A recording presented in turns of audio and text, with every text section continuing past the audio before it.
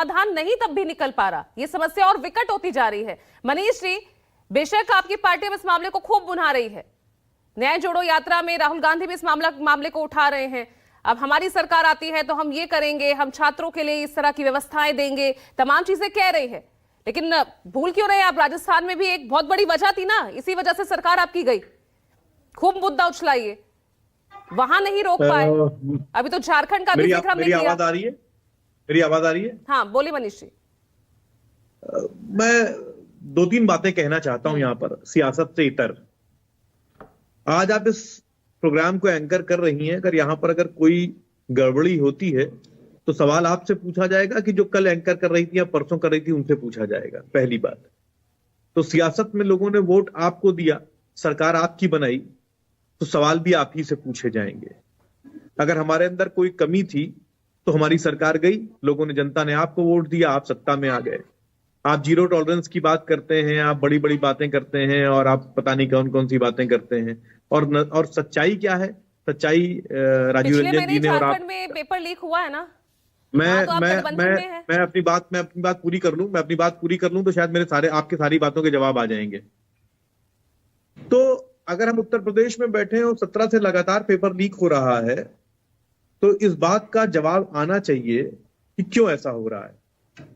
जो ये सिपाही भर्ती हुई और सिपाही भर्ती में जो पेपर लीक हुए वो लगातार 17-18 को हुआ और इनके अधिकारी लगातार इस बात को मना करते रहे। न्याय यात्रा में राहुल जी ने इस मसले को उठाया, लड़के सड़क पर उतरे, उसके बाद इस बात को स्वीकारा गया। तो ये लगातार हो रहा है, कोई एक दिन नहीं हुआ है, लेकिन हम उसको रोक नहीं पा रहे। हम नहीं रोक पा रहे तो जिम्मेदारी किसकी होगी? क्या कांग्रेस के, क्या सपा के, क्या बसपा के सर पर ठीकरा मढ़ देने से ये समस्या खत्म हो जाएगी? क्या बड़ी बेशर्मी से इस बात को कह देने से कि साहब उनके में तो ज्यादा होता था तो नकल फेंकी जाती थी तो इसलिए हम कम करा रहे हैं, वो ज्यादा करा रहे थे? क्या इस टीवी स्क्रीन पर बैठकर पूरी देश की जनता को संबोधित करते हुए कहा जा सकता है कि उनके में कम हो रहा था, मेरे में ज्यादा हो रहा है, मेरे में ज्यादा हो रहा है, उनके में कम हो रहा है? ये तरीका है बात करने का? ये कहा जाएगा? तो आप सत्ता छोड़ दीजिए अगर आप नहीं चला पा रहे हैं तो। और एकदम आप ठीक कह रही हैं, चाहे झारखंड में पर्चा लीक हो, चाहे राजस्थान में पर्चा लीक हो, उसकी जवाबदेही तय होनी चाहिए। मैं इस बात से इनकार नहीं करता, लेकिन आज यहां पर जो लोग सत्ता में बैठे हैं वो इस बात को कहकर बच नहीं सकते हैं कि साहब राजस्थान में पर्चा लीक हो रहा तो हम भी कराएंगे, और सपा की सरकार में पर्चा लीक हो रहा था तो हम भी कराएंगे। कि आप अगर सत्ता में बैठे हैं, आपके पास कुर्सी है, आपके पास ताकत है, सत्ता आपको दी गई है, तो आप इस तरीके से बात करेंगे।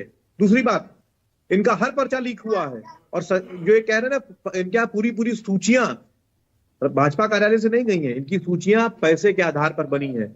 हर एग्जाम जो यहां पर हुआ है उसकी सीटें बिकी हुई हैं और बिना पैसा दिए हुए किसी की भी नियुक्ति नहीं हुई है। मैं बहुत कॉन्फिडेंस से इस बात को कह रहा हूं, ये जांच करा ले जितनी एग्जाम इन्होंने कराए हैं। सवाल बहुत गंभीर है। सवाल सिर्फ ये है कि ठीकरा पीछे वालों के सर पर मढ़कर वहां पर सोनभद्र के आसपास एक घटना घटी। इनके एक प्रवक्ता थे, उन्होंने चैनल पर बैठ के कहा था वो नेहरू जी की नीतियों के कारण ये घटना घट गई है। मतलब बेशर्मी की इंतहा है। आज आपके पास 10 साल की सत्ता केंद्र में हो गई और दूसरी बार सत्ता यूपी में हो गई और आप एक तंत्र नहीं बना पाए।